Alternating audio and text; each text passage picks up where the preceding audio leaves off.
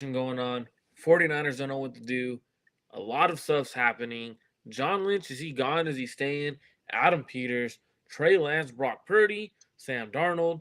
A lot of stuff going on right before the NFL draft. You'll learn about that right after this.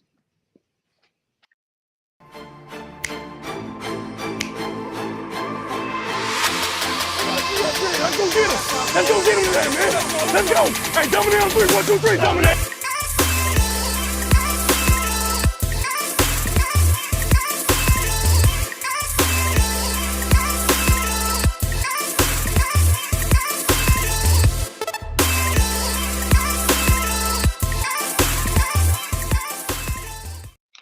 Welcome back to another episode of Clutch Gene Sports. Just your host, Marco, with my main man, Rohan. How's it going, Rohan? Hey, I'm doing good, man. How are you? I do good. I can't complain, man. A lot of stuff's going on. I kind of went away a little bit. Grandpa got sick and everything, so I was away from social media for a little while. Um, I'm back. A lot of stuff happened in between then, though. Like, I go on social media and I'm like, wait, what? Like, stuff's going crazy. 49er news, Trey Lance threw a football and people went crazy, is what I saw. That was very interesting. I thought that was very unique the way fans reacted. You either had fans saying he was the next great thing or he hasn't changed anything in his throwing mechanics. Very interesting stuff. Very, very interesting stuff. How you been, man? Hey, man. I've been good. School's here. Took a week off. Was a little sick. Getting back from it.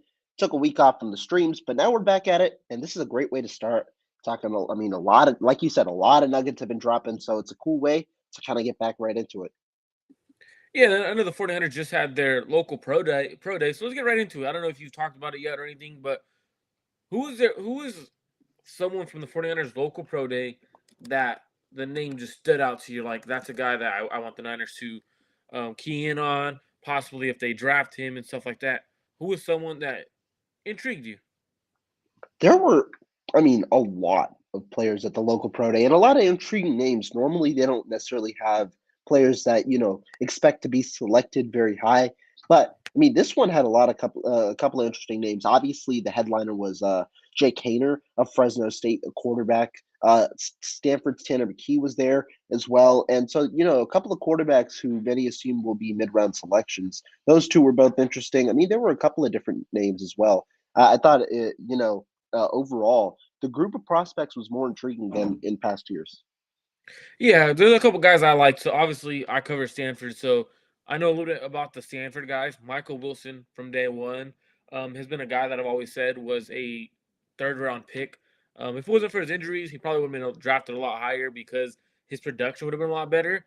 When I saw that, I was like, oh, that's intriguing because that means they're doing their due diligence on some of the receivers that could be Right. going to the range. A few corners that I really like that they met with or had at their local pro day. I really like Derek Langford and I really like Makai Blackman from USC. So Langford's from Washington State, Blackman's from USC. I think Blackman's a little bit underrated. He's one of those guys who um, very comparable to some of the top guys that are going to go in the first 2 to 3 rounds.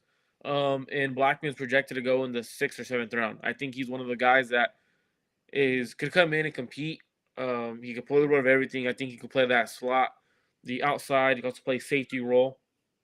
Um, Another player that I was pretty interested in, but I was like, wait, why did I was kind of shocked that he was actually there. Because there's no way the 49ers could get to him because I think he's going in the first round. Was Isaiah Foskey. I don't know if you. Yes, that was the one that I was about to bring up because he's a Notre Dame kid, and he's going higher. I don't know first round necessarily, but he's going higher for sure. He's still from what I've heard, he's projected to go in the first round. At latest, he's going early second. Like he's a guy who, unless the 49ers trade up drastically, they won't be able to get. Another guy that I was actually interested in. So it was interesting because this player that I'm gonna talk about right now, during the season, before the college season, his draft hype was there. He was projected to be a guy who could put his name in the hat as a guy who could go in the end of the first round or very early second. The 49ers had him at their local pro day. Last year, I think his draft stock took a big dive because of his play. But also, I have to factor in that the offense that he was running sucked. Tanner McKee, um, good guy. So he ended up having to do a couple omission for 2 years or a year. So he was an older guy, but he was in the same recruiting class as the guys like Justin Fields and Trevor Lawrence. He was actually like the third or fourth ranked quarterback in that quarterback class going into college. So that was an interesting one to see, especially because Kyle tends to like quarterbacks that throw it exactly where he says to throw it.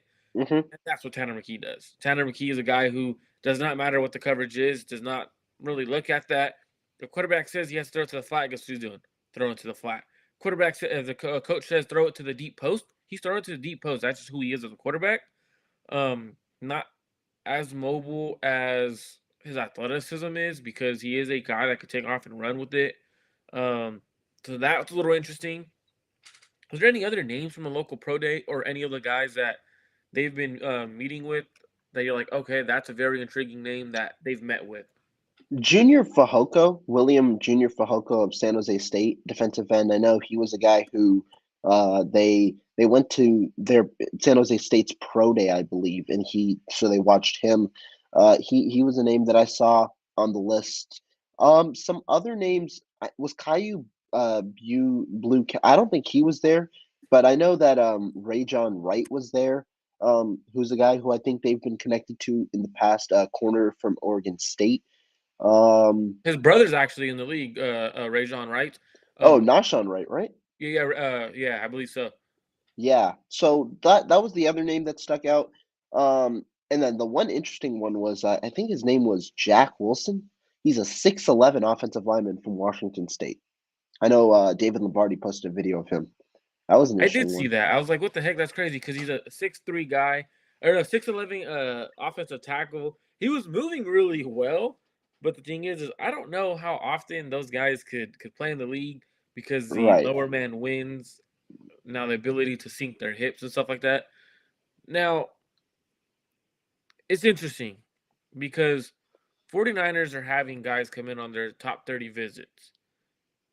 Is there any guy from the top 30 visit that you're like, I need the 49ers to draft, or I really hope the 49ers um, bring this guy in for I don't know, a workout or whatever the case may be. Obviously, they're doing the workouts because it's a top 30 visit and everything, but who is there out of the top 30 visits that you're like, that's a guy the Niners need to draft? Or who would you pound the table for out of the top 30 visit guys? Out of the top 30 visit guys, oh, you're saying essentially who would I pick? Yeah, yeah, because I know. So it's been announced that they've met with a handful of Right. handful of guys, Hmm. the top 30 visit players. I know for sure, like guys like DJ Johnson, Cameron I know Lott. Yaya Diaby was in there, Caillou Blue Kelly, who I just talked about. Yeah, there are a lot of names in those. Some guys that I like, that I've selected personally in one of my two mock drafts that I did was Marte Mapu out of Sacramento State. I think he's an interesting linebacker safety hybrid. He's a guy who they've coveted to be one of their linebackers, that safety converted linebacker. And I think he would serve well. He had a pec injury, I know, which might lower his draft stock, which would be beneficial for the 49ers to select him in the later rounds. I think he is fully recovered from that. That's an interesting name. I know they've had a virtual interview with Darrell Luther of South Alabama, the corner. I think that he's an interesting guy. Um, Didn't I I take him mean, in our? Didn't I take you him in might our have mock draft? I feel like you either took him or you were thinking about him. Yeah. I might have. I don't know. I for sure talked about him. I don't know if I took him or not, but it's been so long since we did a mock draft. But that guy, legitimately, if the 49ers draft him, he's going to be competing for a starting job within the next 2 to 3 years, in my opinion. Luther is a guy that could play. Yeah, I mean he can play, but the 49ers they've definitely looked at a couple of interesting prospects. I mean, tight ends wise, they've talked with a good amount of them. I mean, Cam Latu at Alabama. They've talked to Zach Kuntz out of Old Dominion. They've talked to a lot of them as well at the combine. Those are two afterwards. They've talked to, I think it was the Clemson guy Davis Allen. They talked to at the combine. They've talked to Laporta. They've talked to And I'm sure there are a couple of other names that they've talked to for sure. So tight end, there are a lot of interesting names. I saw a report out there today, forget where, that said the 49ers have done the most due diligence on the tight end group out of any team in the NFL thus far. So I think there are a couple of names that are interesting there for sure. So a couple guys, I'm gonna throw a couple guys names out there that I really like that they've either met with at the Senior Bowl, Combine, NFLPA Bowl. No matter what it is, either top 30 visit. So a couple guys I really like: Matthew Bergen, out of Syracuse; Payne Durham, who I really like. Um, we're looking at Tyler Steen that they met with; Jalen Duncan, offensive tackle, back to back right there. Um, they've also met with a couple of good defensive linemen or edge rushers. They also met with at the Senior Bowl one of my favorite guys coming out of the draft, Wanya Morris. But some guys that I really like on the defensive line, KJ Henry. Um, they spoke with he spoke with the 49ers the most at the his pro day at Clemson. Um, Cameron Young on the defensive line, Tuli Tupulotu from USC that I like. DJ Johnson, obviously a top 30 visit, a guy I really like, a little bit older. Yaya Diaby, who I like. I think that would be a smart choice. So they decided to take him in the third round. And now, when I say this, his upside as a pass rusher is outstanding. He's extremely athletic. He's naturally strong, but his run defending and his lower body stiffness is a question mark, but that's why he's going to go probably in the 4th to 5th round. But when you're running a 4.51 as a defensive end or an outside linebacker or a pass rusher, that's some intriguing speed opposite of Nick Bosa. A couple of other interesting things that I've noticed. It has been the tight end room that they've looked at, but more so their receivers that they're looking at. Looking at Mike Wilson, I know for sure he was at the local pro day, and Right. if you keep looking, they have guys like Trey Tucker, speed. Met with him at the Senior Bowl. I Demario really Douglas, like him. I think I selected him with the last pick of this draft, and you I did, talked about Trey Tucker is very interesting. He'll go higher than the 7th round, in my opinion. That speed and the way that he's able to utilize that speed, I think, is very, very unique. and then if you keep looking, like Braden Johnson, Oklahoma State, um, guys like and then they had like a wide back Kazmir Allen from UCLA. So they're meeting with a lot of players, and tight end has been a class that they've kind of narrowed down in the sense of with how deep it is. You sort of have to look at the tight end class and the receiver class, and essentially is because you don't know what's going to happen with George Kittle, Brandon Ayuk, or Debo Samuel. What I mean by this is the price tags are starting to come up, right? So for me, like I recently just put out a tweet on who I think the 49ers top position needs are, and I personally think it's right tackle, safety, depth along the defensive line, and then receiver. And the reason why I say receiver, and it is, I want to actually ask you this question after is, um, Brandon Ayuk, Debo, George Kittle, their price tags are all coming up. George Kittle needs to be extended after this year because he has no guaranteed money on his contract the rest of the way. Right. So they're kind of drafting ahead of time, right? And it kind of sounds like, hey, the 49ers might be one of those teams that, hey, no, if we take a tight end now and he's a legit tight end, we don't have to extend George Kittle. We could actually trade George Kittle. We could, or you know what I mean? So like that, or for example, Brandon Ayuk, he has to be paid within the next 2 to 3 years. Well, that also matches up with the Debo Samuel timeline. How does that work? And now that's what I wanted to ask you is what is the main position needs for the 49ers heading into the draft? That's an interesting question, right? Because when you look on paper, the 49ers have a player, regardless of what you think about that player, they have a player to kind of fill every role that they at least feel comfortable enough to start. But when you look at where they could best improve or where this team would best improve if they found additional competition, paired with what this draft has in terms of value, I think you have to look at right tackle first. That would be the position where if you made a trade up for, that would be the number one position. I also like this safety class. I think the safety class in the mid third round, late second, mid third round is valuable. I've experimented, I think with my second mock draft, I traded up for a right tackle to get Matthew Bergeron at pick 80 from 99.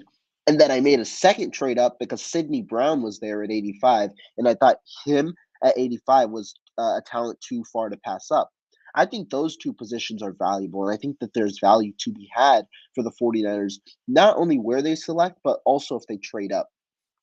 Moving forward from that, defensive line, this is a very deep class. I think you can definitely see value from defensive line. I think there are a lot of good edge rushers in this class. I think so. And when you look at the current depth the 49ers have, to me, roster guarantees at edge. It's Nick Bosa, Drake Jackson, and Cleveland Farrell. I don't think that anybody else that they've signed thus far is a roster guarantee, which means you have room to add depth there or add at least some competition in the later rounds. I think the 49ers should go ahead and get edge. And then I'd say tight end, just because it's a deep class. You've been looking for TE2, but you're also looking potentially for a TE of the future. If George Kittle, you end up moving on from him due to salary cap implications next year. Now the good thing is, oh, you there, Rohan? Okay, you muted yourself. My bad. The good thing is with the tight end position, it's so deep this draft class. So you got Right. just a couple of guys that I've actually looked at that I think, okay, the 49ers are really doing a due diligence on these guys. They're actually looking at guys that are probably going to go second to early third on some of these. So, for example, looking at tight ends like Sam Laporta, Brenton Strange. They also talked to Davis Allen. They talked to Cameron Latu. They talked to the guy from Michigan State. I don't know his name, but his last name, I don't know his first name, but I know his last name is like Barker or something like that. And then if you also look at it, Payne Durham, a guy I mentioned it again, um, is a guy I kind of would go after. Now, people are gonna go like, no, we want Sam Laporta. No, don't get me wrong. I think Sam Laporta probably is one of the best tight ends in this class for the 49ers.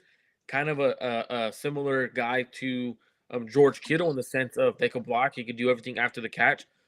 Payne Durham, I He's think he's good. perfect Yeah. fit for the 49ers. A good blocker, good route runner. Not going to get anything much after the catch, but he's a solid tight end, and that's what the 49ers need essentially moving on because it's better to have someone who can block and run routes and do the little things because it's hard to find your guys like George Kittles, your Mark Andrews. It's hard to find those kind of guys that can block and be elite receiving tight ends. I'm interested in what the 49ers do in that route. Now, a lot of things, a lot of rumors. I want everyone in the chat that is watching, drop in the chat. This is a question for everyone, including Rohan. I'm going to ask Rohan this question because it kind of leads into the main topic. Who is more important to the 49ers in terms of drafting players, John Lynch or Oh, Adam Peters? And okay. give me why. Now, this might be the easiest question. Those of you guys watching, drop in the chat. But to me, this is funny enough. I wrote an article on the topic earlier today because, as we heard today, for those of you guys that want some of the background knowledge, first of all, Mike Florio of Pro Football Talk tweeted out that, or wrote a piece on that there's a rumor that Nick Caserio could go ahead and he could end up joining the New England Patriots again. If you guys don't remember, Caserio was initially from the Patriots, ended up accepting the job to be the Texans GM, but he could go back to the Patriots and accept the Patriots GM job. Because of that, the Texans GM job might be open. And so what do you do if you're the Texans? Well, you just hired D'Amico Ryans, just hired Bobby Slowick. You've got a really good GM candidate in Adam Peters here in San Francisco. And so Mike Silver tweeted out that the talk is the Texans are going to target Adam Peters to be their next GM if Caserio does leave. However, it's clear to me the 49ers, their main guy in that front office, it's not John Lynch. It's Adam Peters. Adam Peters is the forefront of their scouting department. He's the guy he's the guy who really when you talk about the way the 49ers have built this team, it's been via the draft. Adam Peters has a very good background. He Mm-hmm. started with the Patriots in the Super Bowl era of the Patriots from 2003 to 2009. And then he went to the Denver Broncos, and they won a Super Bowl there. And then he joined the 49ers at the start of the Kyle Shanahan regime due to very glowing reports from both Belichick and John Elway in Denver. He has a good background. He's been very good with the 49ers in the scouting department. And the 49ers have drafted and developed several homegrown stars. Adam Peters was integral for the Deebo Samuel pick, alongside very many others there. You've got to find a way to keep him. That's my strategy. I've said promote him to GM. What does that mean for John Lynch? I'm not sure. If John Lynch wants to accept a more figurehead type of role, like president of football operations, he can do that. If not, then I think it's time to part ways because you do not want to afford losing Adam Peters. Now, in my personal opinion, I don't believe Adam Peters leaves for the Houston Texans. I still think that he believes the job is his over the next 2 years, and that's why we've heard Adam Peters decline opportunities entirely this year to interview itself for general manager jobs. I think he knows the job is his after Lynch chooses to leave because Lynch himself has openly said he doesn't envision being a GM for his entire career. It was really for the goal to win a Super Bowl. He wants to spend more time with his family, and a job in the media booth or in the TV booth that helps him do that. No, absolutely. So, like, it's interesting because people will give the credit to John Lynch because he's the GM, right? I tweeted not so long ago something about John Lynch isn't that valuable to the roster building for the 49ers because he's essentially just a guy wearing a suit doing PR for the 49ers. Essentially, that's what he's doing. He's a good PR kind of guy. And to me, it's easy to make the decision. You keep Adam Peters, you either promote or you get rid of John Lynch. It's easy. Now, when you look at the best players on the 49ers, right? So Trent Williams, he came to the 49ers via Kyle Shanahan. He said he wanted to play for Kyle Shanahan, and that's why he came. It wasn't John Lynch really doing much of recruiting or anything or making that trade. Fred Warner, it's been rumored. Adam Peters. George Kittle, it's been rumored. Adam Peters. Talanoa Hufanga, rumored. Adam Peters. Deebo Samuel was confirmed. Kyle Shanahan openly said in an interview that the way that they got onto Deebo Samuel was Adam was the first guy who scouted him and really liked what he was able to do with the football in his hands. So when you take a look at what the 49ers have built, it's sad in the sense of I don't like being a person to discredit what another person does. So what I'm gonna say right now, it feels weird saying it, but John Lynch hasn't done much for the 49ers organization in the sense of building a roster. It's mainly been Adam Peters and the rest of the scouts in the department they have. Now, John Lynch is a great guy in the sense of he knows how to talk to people around the league, has good connections with the media, with other coaches, NFL GMs, but he's not that dude. So for me, it's easily Adam Peters. But what's interesting is John McClain, which is the Houston Chronicle. He's retired from the Houston Chronicle. He used to be the Houston Texans' main source of promoting them, talking about them, articles about them. He recently tweeted earlier that Nick Cassiero ain't going nowhere. This is the second day in a row he's tweeted it. He said that despite the rumors, that he's not leaving. So since he's not leaving, the 49ers don't got to worry about anything. Um, so that's a great thing. Now, if you're on my channel, make sure you hit that like button. If you're on Rohan's channel, hit that like button. And then do us both a favor. Go to each channel. The link is in the description. You hit that link, hit subscribe to both of our channels so you guys are always connected to mine and Rohan's channels. We appreciate you guys for doing that. So for me, if Adam Peters leaves, we might see the 49ers drafting and roster building start going down. That's where it gets scary because Adam Peters to me is a guy who you keep around as a GM for a very, very long time. Do you think if the 49ers let Adam Peters walk in this situation, that the 49ers would be in trouble in terms of roster building? I do. I do. But maybe not to the degree that you might think, but I do think that it's integral about the role that Adam Peters plays. Again, the 49ers, it's not like it's a one-person show. They have a good amount of area scouts and a whole process that kind of goes into it. And they do take input from a good amount of their people in the room.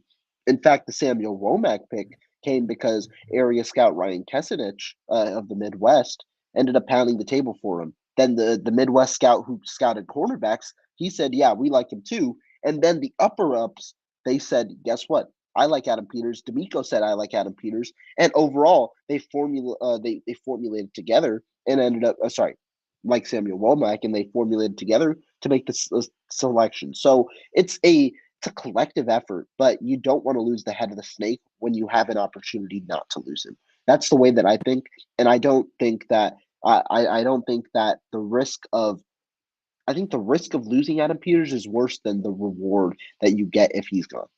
I absolutely agree, and I'm gonna address this comment by Mr. Callie Young. So he goes, "Hold up, we can't shortchange Lynch. We probably don't have CMC or Trent Williams without Lynch." So John Lynch did do the trade, but I don't think he's the guy that does like in the sense of what capital we should give up. Now, Trent Williams trade that happened because of Kyle Shanahan, not because of John Lynch. Kyle No, Shanahan. no, no. I will agree with Callie here a little bit. I do think that I mean I said it on the last podcast that we had. I do think that Lynch deserves credit because there is Oh, some he value absolutely definitely. does, but not as much as he gets, is what I'm trying to say. That's fair. That's fair. I do think that's fair because specifically from a scouting department, like from a draft perspective, I think a portion of the work and a good portion of the outcome is due to Adam Peters and the way that he's been able to scout not only here but in his past few jobs as well. But I do think Lynch does provide that value as well. No, yeah. So what I'm trying to say is Kyle is the reason why Trent's here. Kyle pretty much said, "Go get him. We're losing Joe Staley. You have to go get that left tackle for me. Don't miss. That's the guy I want." What does John Lynch do? Okay, I'll do that. I'll do it. I'll do what you say because at that point it was Kyle Shanahan saying, "I need to replace Joe Staley on my offensive line. Go get me Trent Williams. If not, I think John Lynch would have preferred another route. I don't think John Lynch would have wanted to do the Trent Williams route because Trent Williams, from what everyone had said, wasn't planning on being traded. He essentially was kind of just sitting there, requested a trade. The Commanders didn't really have him weren't shopping him essentially. Now the CMC one, I do give it more to John Lynch. I think that was more so John Lynch saying, "Hey, you know what? We need to go out and get CMC. Our running backs are hurt. Our run game is lacking. We need someone to help carry the load." I do give John Lynch that credit because John Lynch was very vocal about that one. He wasn't as vocal about it when he made the trade for Trent Williams, and I think it was more so Kyle being the reason that trade got done. And yes, you do got to give him credit because he got the deal done. But at the end of the day, when they're doing trades or doing negotiations, those aren't mainly the GM. They have Parag. They have other guys that are doing their value for picks and stuff like that. So it's not essentially just John Lynch on that. I do give John Lynch his credit though for bringing those guys in, but I think he gets too much credit for the roster that the 49ers have. Now, going over to because I wasn't here, I was gone, I was MIA. When everything happened with Trey Lance, right? Trey Lance starts working out with Patrick Mahomes, starts working out with the new quarterback coach. Now, what are your thoughts on everything? And then make sure everyone. So that's a big smile. I know Rohan's about to drop some heat right now. So do me a favor, make sure you guys hit subscribe button to both channels because you're gonna constantly be getting heat like this from both of us. I mean, first of all, the reaction was the funniest thing I've ever seen. It was one throw that we saw, but to me, the throw I don't care about. I mean, cool to see him throwing, cool to see him kind of getting back into it, obviously after the injury. But the main thing that I took away is, guess what? He's with Kyle Shanahan. I mean, not Kyle Shanahan. He's with Patrick Mahomes, and Patrick Mahomes is quarterback coach. I don't think you can go into a workout with Patrick Mahomes and come away saying that it didn't work out. I mean, it wasn't for the better. Yeah, It's it's Patrick freaking Mahomes. And not only is it him, it's the quarterback coach that really refined his mechanics into becoming what he is currently, right? And so to me, I think that there's big value in it. And this is where I want to ask you this question because I had it on a podcast with Ryan Hensley earlier.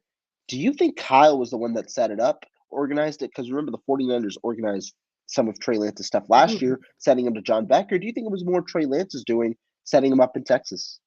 See, this is a great question. I don't know if Ryan asked you that or you asked Ryan that.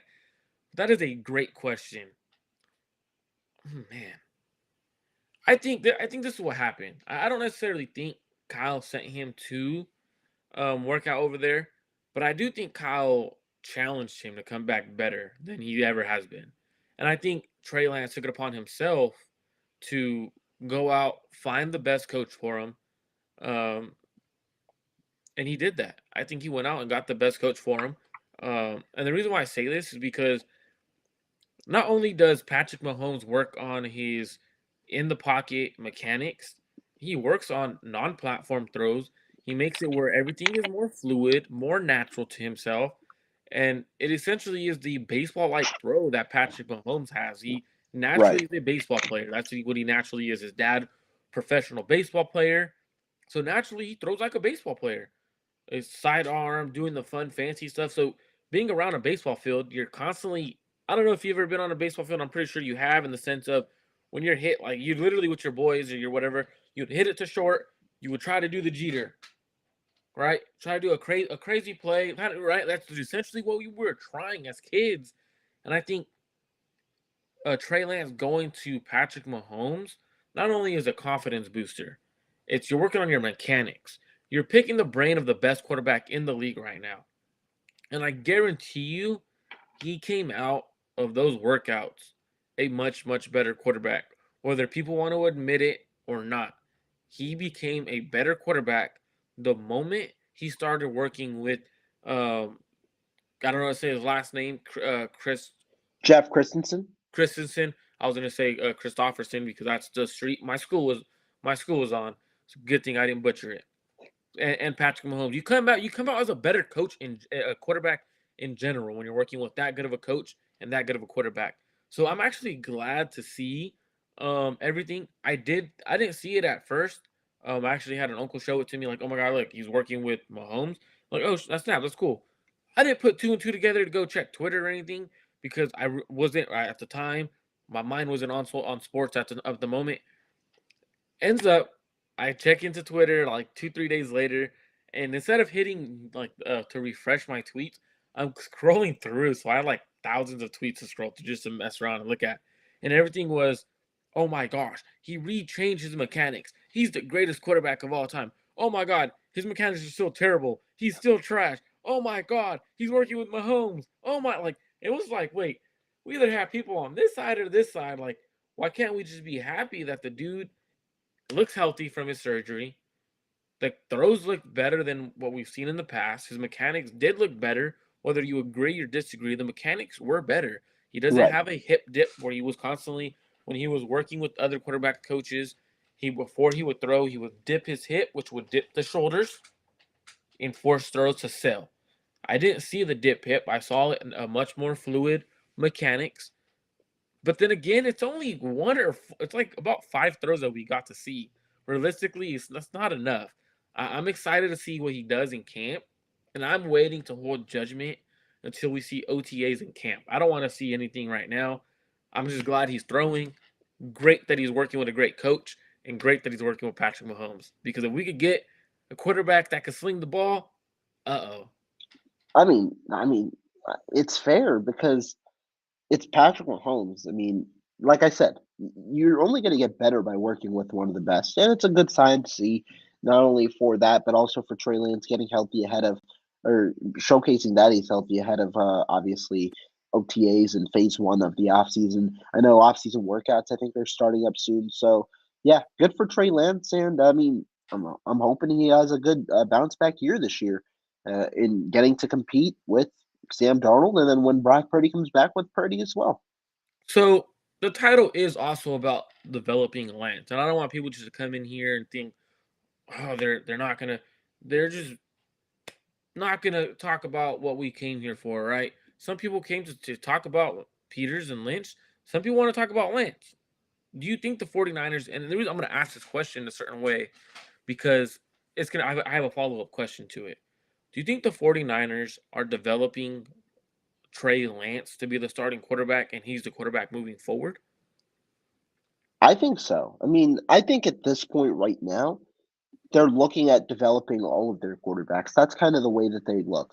But understanding that Brock Purdy's out, the best case scenario for the 49ers right now is Trey Lance is the quarterback that you believe that he was going to be when you drafted him. And that means developing him into being a franchise quarterback. And so to me, right now, I do believe so. Believe Kyle Shanahan thinks. I mean, that's his guy. So I believe that Kyle Shanahan's going to do what's necessary to try and develop him into a franchise quarterback. Now, will that come with success? That's yet to be seen. Obviously, the 49ers quarterback success that has been up and down over the years, but I think they're trying to at least create a path for that. So the reason why I say this is, do you buy into the 49ers hosting a private workout for Dorian Thompson Oh, Robinson, because they met with them at the combine. They held a private workout for him. They held a private workout for not a private workout, but they met also with a few other quarterbacks like Jaron Hall, which is a similar style. When I say similar style, it's more of a quarterback that's athletic, that could sling the ball. And then they brought in Sam Darnold, who is a more athletic quarterback and can run a little bit of the zone read and can sling the ball. Or do you think it's just the 49ers are going after the best quarterback possible and not necessarily the athletic quarterback that could back up a quarterback like Trey Lance? now I understand now where you're coming from. To me, I think it's them doing their due diligence because I honestly don't think Dorian Thompson Robinson is going to be there when they're available to select. Now, I wonder exactly where he goes, but I think a player of his with his intriguing traits goes a little higher than maybe people expect, maybe in the fifth round. And the most important thing when it comes to a quarterback, I don't think the 49ers are going to get a guy unless it's the seventh round or an undrafted free agent, or maybe even the sixth round. But the reason I say it is when you talk about the 49ers and that quarterback, well, guess what? They have three quarterbacks that are going to be on their 53-man roster come the beginning of the year. And that's Trey Lance, that's Brock Purdy, and that's Sam Darnold. They're not Do going to you have think four, which be yeah, go ahead. but do you think Brock Purdy doesn't end up on the PUP list then? Now, I'm talking the initial 53. Brock Purdy could end up on the PUP.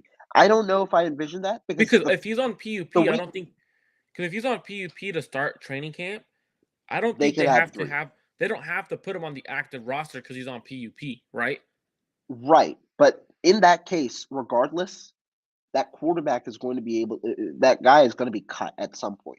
Be it week one, be it when Brock Purdy comes back, be it even if Brock Purdy goes on IR, you have to cut the guy and then bring him back via unless you're going to carry four on your initial 53, which doesn't normally make sense. That's my personal thing. I don't know if Purdy goes on PSP. I think it's more likely he goes on IR initially, given if it's the timeline that we hear right now. If it's the 1 to 4 week timeline, if they expect Uh, Brock Purdy back by week 4 at the latest, remember Kyle Shanahan said at week 4 at the latest. If that's the expectation, I'm assuming that he's built back up by week 4 to the point where he can be the backup in week 4. Now, if that timeline is further back, I expect PUP. I do expect PUP at that point. And I can understand the PUP argument because right now Sam Darnold's contract indicates that he'll be active for at least 7 games. Well, at least. PUP is 8 games, and so you're expecting Sam Darnold to be active there. So I can understand it, but I still think at one point this quarterback, whoever it is going to be cut, and that's why I think that they're going to have to be comfortable getting a guy who they understand could be cut and placed on the practice squad this year. See, the reason why I asked this is because if you're holding a private workout for DTR, that means you're intrigued. Like, to hold a private workout for a quarterback, and I know they pick at 99, so I don't know if he makes it to 99. I think he should be going. I do think he's one of the top 5 quarterbacks in this draft class. Um, I do know I do know he tested very. Dang, how do I say this? He tested really good on the On S the two. S2. S2. Higher than Levis? Levis was 93. He tested. I'm not gonna say no numbers, Rohan, but he tested really well. I'll text you I'll text you later. But he tested really well. So for me, it's like now the Niners know that the S2 score is legit. Like these S2 scores are legit. They Not drafted. only the Niners, a lot of teams like it. David Tepper, in an article with The Athletic, David Tepper really thinks about, and this is the Carolina Panthers owner, really thinks highly about it. And they've got the number one overall pick. And it's pretty cool because shout out to S2 not cognitive. Um, I recently interviewed Brandon Alley, the CEO of S2. So go check that out. Amazing if you want to learn what the actual S2 test is, what they do. But now back to DTR is if he's there at 99 and the 49ers are that intrigued, why not? Why not? You could cut Sam Darnold after week 7. It's only a 3.4 million cap hit you take. Or at that point it'd be probably less because the weeks and everything. But it's worth it. If you think he's a guy that could eventually develop, why not? That means you have 3 quarterbacks that could be legit quarterbacks I on the wouldn't team. mind it. I mean, I'm not going to say that I wouldn't mind the pick at all. I just don't know how realistic it is. That was kind of my argument. And also, I just want to clear some things up for S2 because they're really great people. A lot of the scores that we're seeing that are being reported, they're false. They're inaccurate. So these players do not get their test scores. The teams do. Unless the team gives it to the agent, they do not get their scores. Okay. So So you're now saying that Young's 98 and Levis's 93 might be incorrect? I'm not gonna say anything about those scores, but I'm sure gonna say about CJ Stroud. Mhm. Um now there's a lot of inaccuracy and false reporting going on. Um he tested very good. He tested very good. That's very solid. Um Now people are saying he tested very poor. Well, XYZ. Um if he goes because right now they're saying it's a lock that Bryce Young goes number 1. Well, that means CJ Stroud would go number 2, right? Like that's potentially the next quarterback. Well, CJ Stroud's agent also reps Deshaun Watson. And that ain't gonna slide with the Houston Texans. So for them, Houston Texans might leak. It might leak. Oh, he tested poor, just so when they do pass on C.J. Stroud, that could be their scapegoat. It could be C.J. Stroud's agent is doing that to get him to number 3 or number 4. Now, from what I've talked, the people I've talked to, they have said there's some legit, valid concerns that either the Texans or the agent are saying he tested poor to get him past number 2. Because if the Texans, for example, if the Texans really like him, but they know they don't want to work with David Malugeta, Mulgeta, yeah. um, if they don't want to work with him no more at the quarterback position or whatever positions, then you kind of make it a scapegoat. Oh, this S2 test is legit and this quarterback tested extremely poor. So we're not going to take him, right? So now you pass on him. Now that's a way to make it happen. And I did want to clear stuff up that a lot of the scores are inaccurate that are being reported. And CJ Stroud is one of the quarterbacks that is being um, criticized, and his score is not accurate from what I'm hearing. So back to the main picture, right? DTR potentially high score. Uh, Niners might take them, and if they do, 3 quarterbacks. Now, Trey Lance. I'm gonna ask on Trey Lance. Do you think the 49ers are after another tight end because they want Trey Lance? If you look at Trey Lance's college tape, he loved throwing the tight ends. Like he legitimately loved throwing the tight. Like his favorite target was Josh Babbage. That was his Right. favorite. That was his favorite target. Now, can George Kittle be his favorite target? Absolutely. But if you have 2 George Kittles, it makes it even better, right? Like, so to me, I'm kind of looking. I'm like, are the 49ers really trying to develop and build around Trey Lance? Do you think that could be the case in the sense of what is going on, allowing Brock Purdy your 7-week timeline, or do you think the 49ers are locked in on Brock Purdy as their quarterback? I don't know if if the tight end specifically has an indictment on the quarterback they select. Now, I like the analysis you bring up, but I also think the 49ers have been looking for tight end two for quite some time now. They initially went after Jordan Reed after the breakout season that George Kittle had in 2018. That obviously didn't pan out due to Reed's injury history. Then they went after Ross Dwelly. That didn't pan out. They view him as a perennial backup. But they had Ross Dwelly on their team way before Reed though. So like Was that true? Maybe yeah, that's true. because they But they had they had Ross yeah. Dwelly since his first year of him being on the roster. Those immediately with the Niners, Ross Dwelly was on the roster, and they got him as an undrafted free agent, and then they did sign Jordan Matthews, Reed to try to Oh, fill no, no, in. no. So I have it wrong. You're right. So they had Dwelly in 18. 18 was Yep, Dwelly's first year as an undrafted free agent. And then they had Reed. Then it was Charlie Matthews. Warner and Jordan Matthews. Matthews was the practice squad, so they had him and Charlie Warner. But the point I'm trying to say is they've been trying to get a tight end two at good value in the draft and haven't really succeeded at doing it to the standard that they want. And I think that specifically in this draft, where the amount of tight end value is immense compared to the normal value that tight ends have or that the position has in the class in terms of the overall amount of talent, I think it's important and integral to identify a player you like in this class or identify a player with their respective round that you like in this class and take that player understanding you have what you wanted in a tight end too, but you also have insurance if you need to move on from George Kittle due to financial reasons later on. So I don't necessarily think it's an indictment on the quarterback, although I do find that thinking about Trey Lance intriguing. So the thing is remember when they almost signed Austin Hooper before he signed with the Cleveland Browns? Yeah, I remember that. What I was very shocked on, and I think this is a bigger conversation because they could have had Austin Hooper for like 1 year, 2.7 million this year. He's still only 29. I'm about to be 29 now. You can look at it as okay, look, kind of older for a tight end who's going to be your number two. Or yeah, he's still 28, going to be 29. From the area, from San Mateo, um, they could have had a solid tight end too there. They decided not to.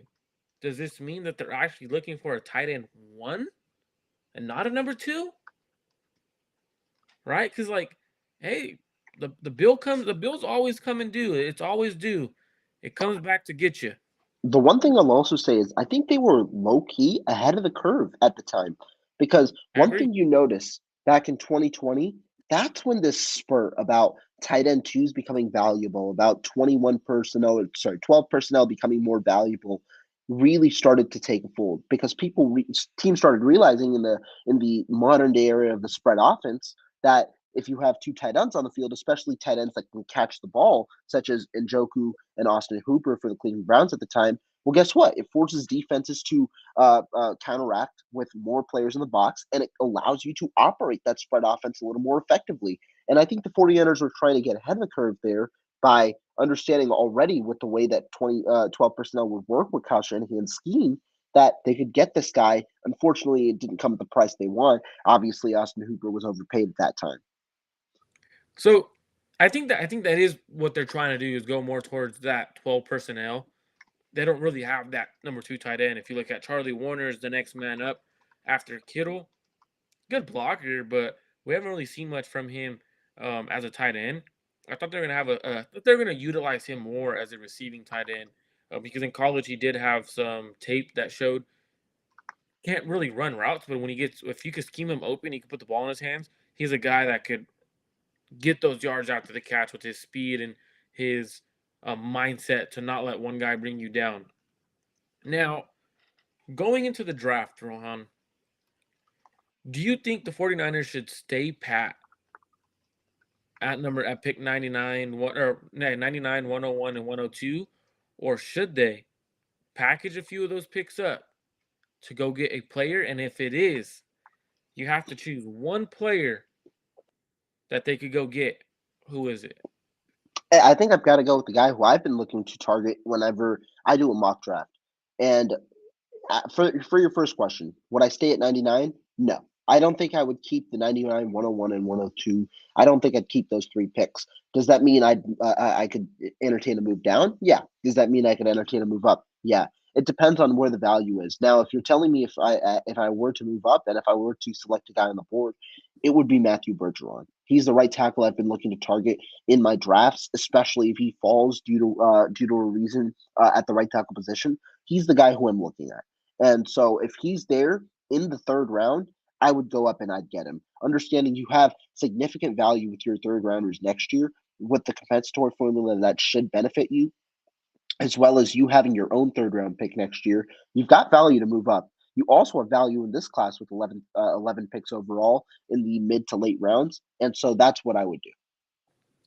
So I love that you say Matthew Bergeron, because for a while that was one of the guys I was in love with. I still am in love with him. Like, he's one of my draft crushes. And I remember when I text you about we're not when I text you, but when we're texting back and forth about Matthew Bergeron and Wanya Morris. Like, those were the 2 guys we were just watching extremely at the time. And what I love about with Bergen is his position versatility. He could play guard, he could play left tackle, he could play right tackle. Um, so if he fails as a tackle, you could bump him inside and he'd be a very good guard. Now, I think he would benefit from moving over to the right side as a tackle.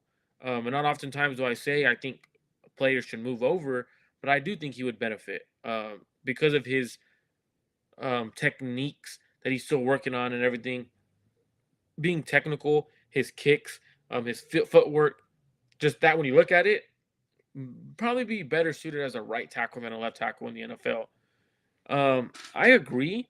I would trade up. Now, if I had to choose one player to trade up for, so what I would do is I'm gonna find whether it's if the 49ers want a defensive lineman, edge rusher, or whatnot, but I'm gonna find Will McDonald if he falls to the 70s, which could happen because from what I've heard from a couple of scouts, they say that teams have 3rd to 4th round grades on him. I'm not letting him fall past 70, 75 on the 49ers, trading up and getting. Do you think he won't go earlier? Do you think that even though some teams have a low grade, other teams might not have a higher grade? I think teams probably should have a higher grade, but when teams are looking at him, they're seeing a sort of a tweener in the sense Mm, of his weight is smaller, doesn't do the greatest as a run defender, but he get after the quarterback. So his grade is not like you're right though, is just because one team has him low or a couple teams have him low doesn't mean another team has him as a 1st round talent, right? So for me, if he's there at 75, I'm jumping up and getting him. yeah. Get him at 75. You still have pick 102 or 101. At pick 101 or 102, you take Tyler Steen. I think Tyler Steen is a right tackle that'll fit the 49ers immediately, will start immediately, and be a very good tackle for the 49ers for the years to come.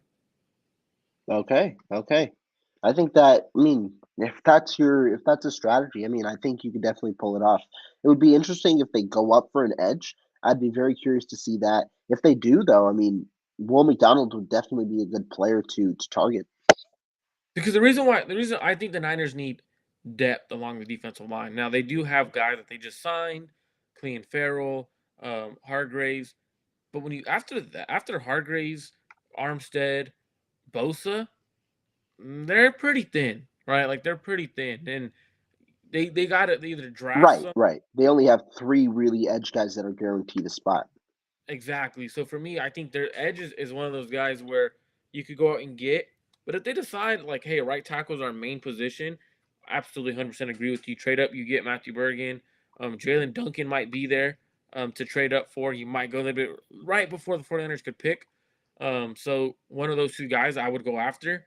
What I do want to see the 49ers do, though, is don't draft 11 players. And I'm going to say this again. Don't draft 11 players. Last year, I don't believe they made a trade up or a trade down. No, they drafted all 10, I believe it was. And when you look at it, it's okay, yeah, they had picks that they were able to stash, keep them on the roster or practice squad or PUP, IR, whatever the case may be. But drafting that many guys you're only going to probably have realistically 6 players make the roster, maybe 7 make the roster, and about 4 will contribute, if that, on this roster. Now, these picks have to be I love this player kind of picks. Trade up and go get your guys. Trade up and go get your damn guys. Even if you trade up, right? Trade up to 75, because that's probably be the range you have to get a Matthew Bergen to, 70, 75 range. You go get your tackle at 102, you have no more legitimate position of needs. You could trade down from 102, get 2 more picks, and then use those 7th rounders you have, trade right back up.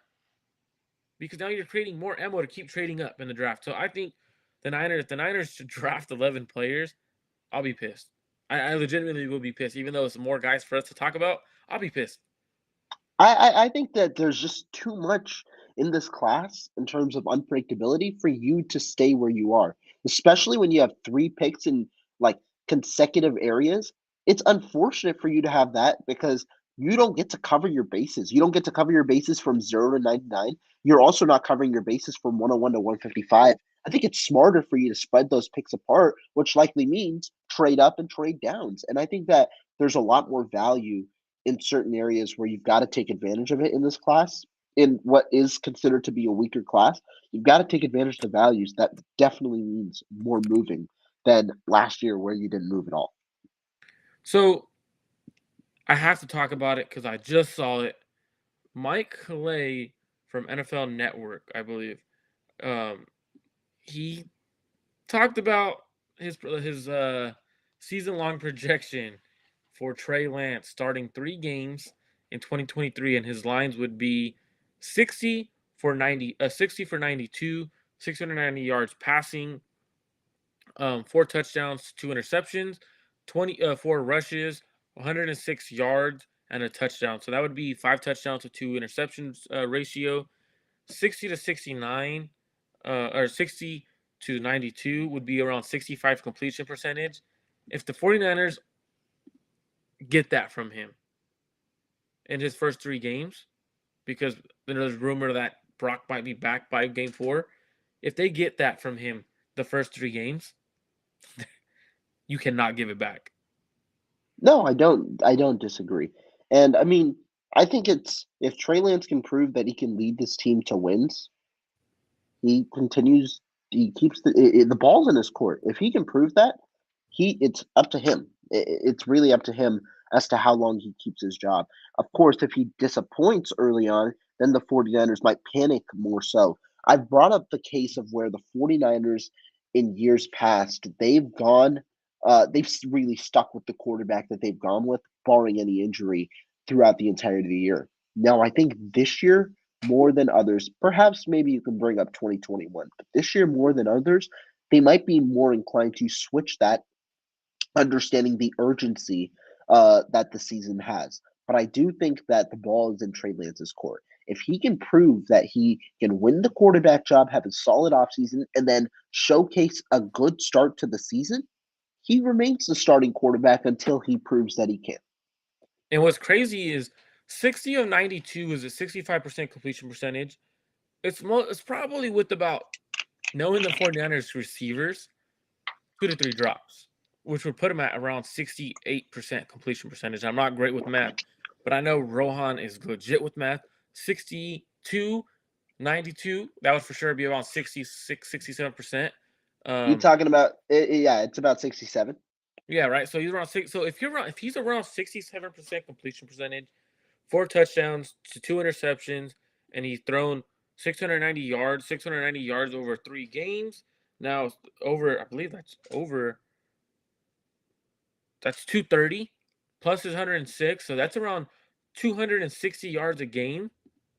You don't give it back to. I'm sorry, even if they're 1-2, being 1-2 is not because of Trey Lance at that point. 67% completion, 260 yards. That is around, I believe, the yards per game and the percent that Jalen Hurts had last year. If Mike Clay's prediction or projection over those 3 games is accurate, Trey Lance is a quarterback for the entirety of the year. Yeah, I could see it. I definitely can.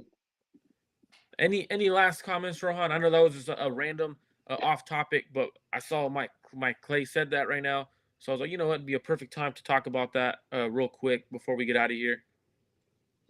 I don't think I have any last comments really. This was a really fun one, and we've talked about a lot. I mean, we talked about the front office, our thoughts on Adam Peters and how integral it is that he remains a part of this formula. Talked about Trey Lance, his development. We talked about some of the projections around the 49ers, and yeah, I think it was a good episode. If you are on Rohan's channel, my channel, jump over to the other channels. The descriptions, the links for both channels are in the description for the show today. Go over there, hit the subscribe button, hit the like button, hit both notification bells. You don't want to miss when we are going live. I promise you. Every time it happens, me and Rohan are putting out some, in my opinion, some pretty good information out or pretty good stuff out. Thank you, Rohan, for joining me today. Everyone that was tuned in today, thank every single one of you guys. You guys are definitely the reason why we keep going. See you guys next time.